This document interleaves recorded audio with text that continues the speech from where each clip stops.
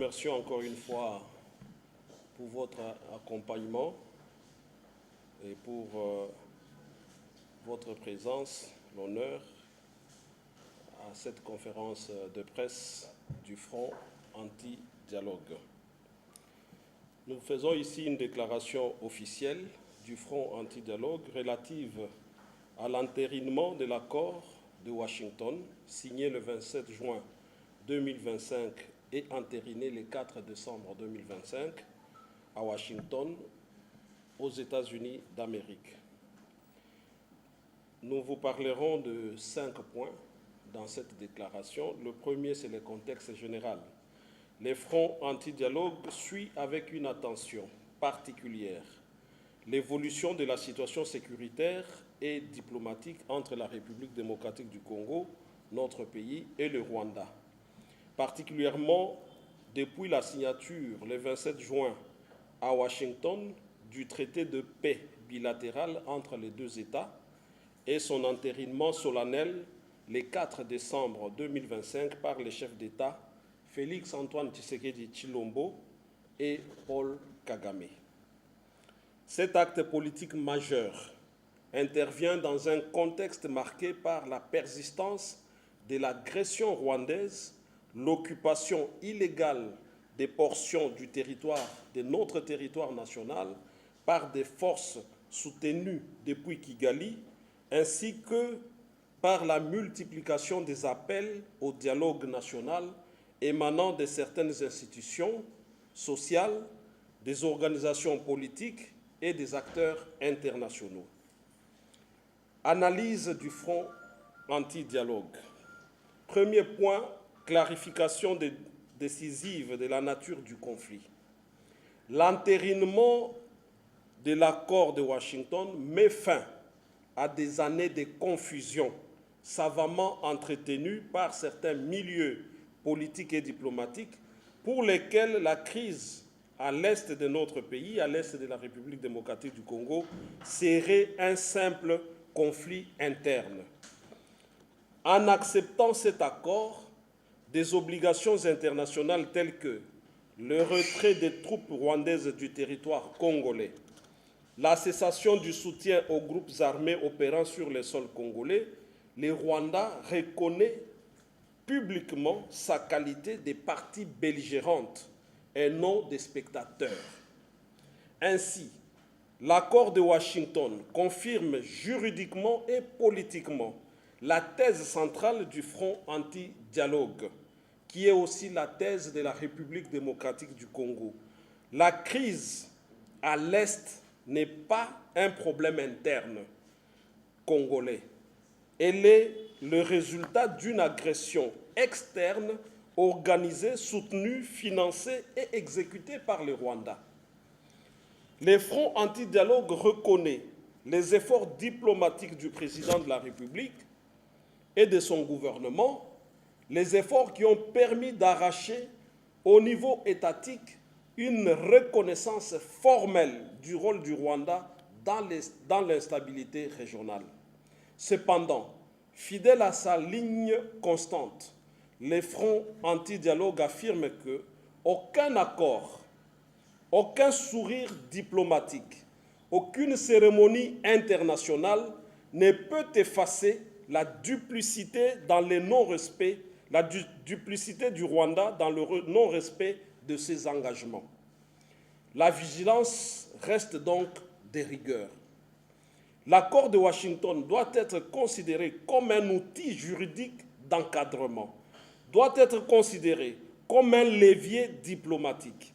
L'accord de Washington doit être considéré comme un instrument de pression internationale, mais jamais comme une garantie automatique de la paix.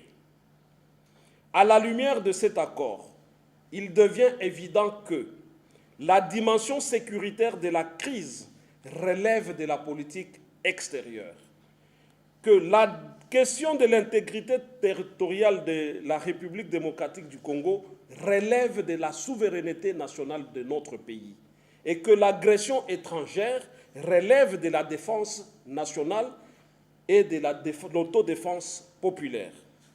En conséquence, aucun dialogue interne entre acteurs politiques congolais ne peut résoudre un conflit dont la cause principale est extraterritoriale.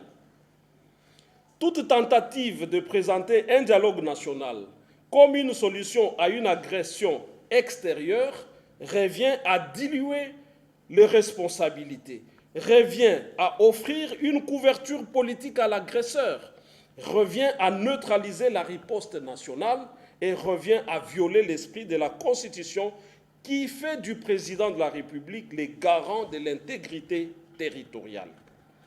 Les fronts anti-dialogue respectent toutes les organisations sociales, y compris les églises, et leur rôle moral dans la société. Cependant, il estime que les appels récurrents à un dialogue national ne tiennent pas compte de la nature interétatique du conflit et créent une confusion dangereuse entre la paix interne et l'agression extérieure et risquent d'ouvrir la voie à des mécanismes de décrispation politique, à la grâce présidentielle, aux amnisties de fait et autres processus qui ont, dans l'histoire congolaise, servi à blanchir les criminels et à recomposer les élites au détriment du peuple. Le Front anti-dialogue rappelle que, depuis l'an 2000, tous les dialogues ont accouché des partages de postes, des compromissions et d'affaiblissement des institutions, des mixages et des brassages, jamais d'une paix durable. Le peuple congolais n'a plus à payer le prix des dialogues interminables qui profitent toujours aux mêmes et aux mêmes toujours. Les fronts anti-dialogue rappellent que la Constitution consacre la souveraineté du peuple congolais comme source unique de légitimité, et c'est l'article 5 de la Constitution. La Constitution consacre également la protection de l'intégrité territoriale comme devoir premier des institutions. Et la Constitution consacre la défense de la nation comme obligation pour toutes les forces vives. Article 63 de la Constitution. Ni accord, ni dialogue, ni pressions internationales ne peuvent soustraire le peuple congolais à son devoir fondamental de se défendre, de refuser la capitulation, d'exiger la vérité, la justice et la sécurité, de soutenir les forces armées de la République démocratique du Congo et les patriotes Wazalendo mobilisés pour la défense de la patrie. Position du Front anti-dialogue. Les fronts anti-dialogue saluent les efforts diplomatiques du président de la République et de son gouvernement qui ont permis d'élever toute confusion quant à la nature du conflit à l'est de la République démocratique du Congo. Le Rwanda a officiellement reconnu son implication par la signature de l'accord de Washington. Les fronts anti-dialogue, tout en prenant acte de l'entérinement de l'accord, affirment qu'ils ne fondent aucune confiance sur la bonne foi du Rwanda quant à son exécution naturelle et loyale de cet accord. L'histoire commande la vigilance, l'histoire commande la fermeté, l'histoire commande la préparation permanente de la défense du territoire national. Les fronts anti-dialogue estiment que l'application de l'accord de Washington ne laisse aucune place à des dialogues politiques internes visant à résoudre une agression venue de l'extérieur. La solution au conflit est populaire. La solution viendra du peuple. La solution au conflit est militaire. La solution est diplomatique et sécuritaire et non politique. Le Front anti-dialogue appelle les organisations sociales, les églises, les associations, tous ceux qui se sont illustrés dans les appels au dialogue, à comprendre que le dialogue ne peut pas se substituer à la défense nationale ni à la responsabilité internationale du Rwanda. Ils rejettent, donc les fronts rejettent, tout dialogue qui aurait pour effet de diluer la responsabilité de l'agresseur ou de paralyser la riposte nationale. Les fronts anti-dialogue réaffirment que la souveraineté appartient au peuple congolais, lesquels ne peut être trompés par des initiatives politiques qui les désarment moralement et occultent le devoir de puissance qui incombe à notre pays dans la région. Le peuple sait qu'aucune action n'est vaine. C'est pourquoi, partout dans le pays, les jeunes s'élèvent pour dire qu'ils ont le droit et le devoir de soutenir les FARDC et les forces patriotiques engagées dans la libération totale du territoire. L'entérinement de l'accord de Washington constitue une étape diplomatique importante, certes, mais il ne marque pas la fin de l'agression, ni la fin de la lutte du peuple congolais.